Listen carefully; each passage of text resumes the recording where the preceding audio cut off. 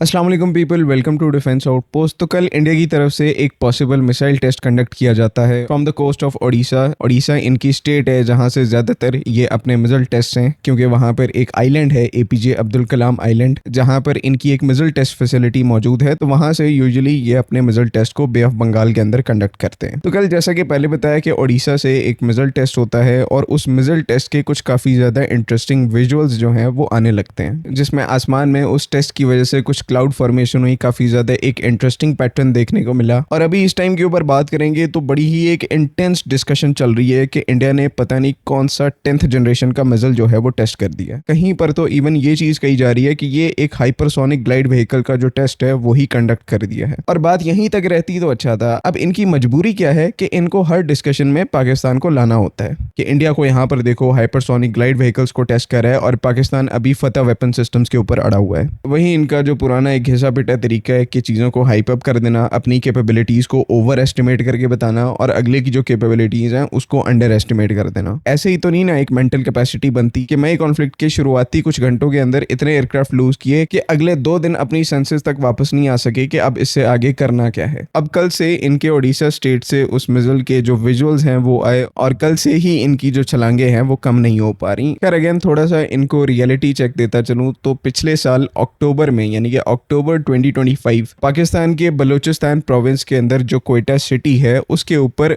अजीब किस्म की जो क्लाउड फॉर्मेशन है वो सुबह के 4 से 5 बजे के दरमियान अपीयर होना स्टार्ट होती है। और जिस तरह का पाथ उस पूरी क्लाउड फॉर्मेशन ने क्रिएट किया था ये चीज बिल्कुल क्लियर हो गई थी कि ये एक बैलिस्टिक ट्रेजेक्ट्री है, यानी कि ये यहाँ पर किसी अननोन टाइप के मिसाइल का टेस्ट था जिसने प्रॉपर एक एक्सो एटमॉस्फेरिक बैलिस्टिक ट्रेजेक्ट्री को फॉलो किया है और एक लंबा डिस्टेंस कवर करके इसने अपने टारगेट एरिया पर जाकर इंपैक्ट किया है। बिकॉज अगर आप यहाँ पर इस क्लाउड फॉर्मेशन का टोटल वॉल्यूम देखेंगे तो वो काफी ज्यादा है। जो ये स्पेसिफिक कॉन्ट्रेल्स हैं ये काफी दूर तक स्ट्रेच होते हैं और साथ ही साथ इंटरेस्टिंग बात यहाँ पर यह है कि मल्टी कलर्ड कॉन्ट्रेल्स हैं और इसी के साथ साथ ये जो कॉन्ट्रेल्स हैं वो शार्प टर्निंग रेडियस को भी रिप्रेजेंट करते हैं। तो जो भी मिसाइल जो भी इक्विपमेंट यहाँ पर टेस्ट हुआ है पाकिस्तान में वो एक तो लॉन्ग रेंज के ऊपर टेस्ट हुआ है, दूसरा एक एक्सट्रीम हाई एल्टीट्यूड के ऊपर टेस्ट हुआ है, थर्ड पॉइंट कि यहाँ पर इस प्रोजेक्टाइल ने इसने मिड फ्लाइट काफी ज्यादा टर्न्स को परफॉर्म किया है। तो ऐसे जो कॉन्ट्रेल्स हैं वो ज्यादातर आपको या तो टॉप टियर के आईसीबीएम्स के अंदर देखने को मिलते हैं, मिर्व कैपेबल मिसाइल्स के अंदर देखने को मिलते हैं, या फिर जो हाइपरसोनिक ग्लाइड व्हीकल के टेस्ट हैं उनके अंदर आपको ये सब कुछ देखने को मिलता है। तो ऐसे सॉलिड टेस्ट कंडक्ट करने के बाद भी अगर आप आज भी किसी इंडियन से जाके पूछोगे ना कि ये जो कल आपने ओडिशा के अंदर टेस्ट कंडक्ट किया है, ऐसे टेस्ट की वीडियो तो पाकिस्तान में पिछले साल अक्टूबर से आ रही है। तो आपके टेस्ट में यानी कि इंडिया के टेस्ट में यहाँ पर स्पेशल क्या है, किस वजह से इतना उछल रहे हो, ये कुछ क्वेश्चंस आप अगर किसी इंडियन से पूछोगे ना तो उसका तो दिमाग वैसे ही शॉर्ट हो जाएगा। बिकॉज फर्स्ट ऑफ ऑल इनके दिमागों में इंफॉर्मेशन कम और प्रोपेगेंडा ज्यादा होता है। सेकंड, नेचुरली इनका जो थॉट प्रोसेस है पाकिस्तान से रिलेटेड कोई जो क्रेडिबल कैपेबिलिटी है उसको बर्दाश्त नहीं कर सकता। बिकॉज सालों से जब एक माइंड को आप लगातार कॉन्स्टेंटली प्रोपेगेंडा फीड करते हैं तो रियलिटी जो है, फैक्ट जो है, उसके लिए एक फैक्टर बाकी नहीं रहता। अगर पाकिस्तान यहाँ पर आकर एक कैपेबिलिटी को ओपनली एक्सेप्ट नहीं करता लेकिन उसके जो आसार हैं, एविडेंसेस हैं वो मौजूद हैं, तो इनके अगेंस्ट में यानी कि इंडियंस के अगेंस्ट में वो कैपेबिलिटी एग्जिस्ट नहीं करती।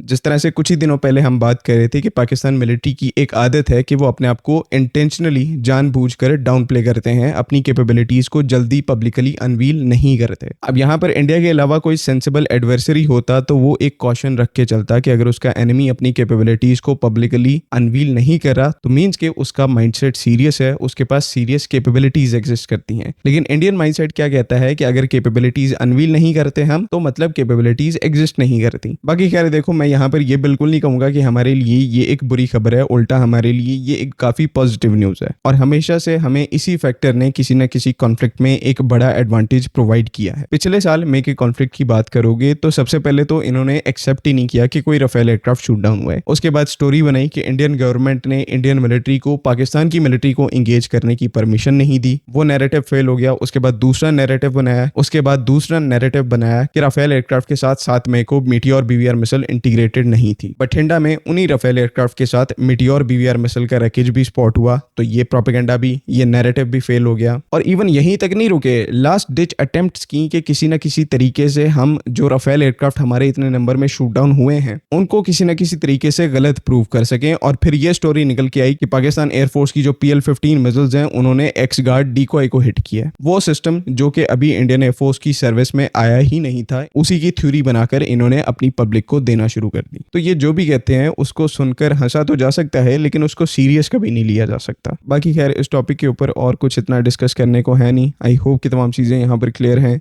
अगली वीडियो तक के लिए अल्लाह हाफ़िज़। पाकिस्तान जिंदाबाद।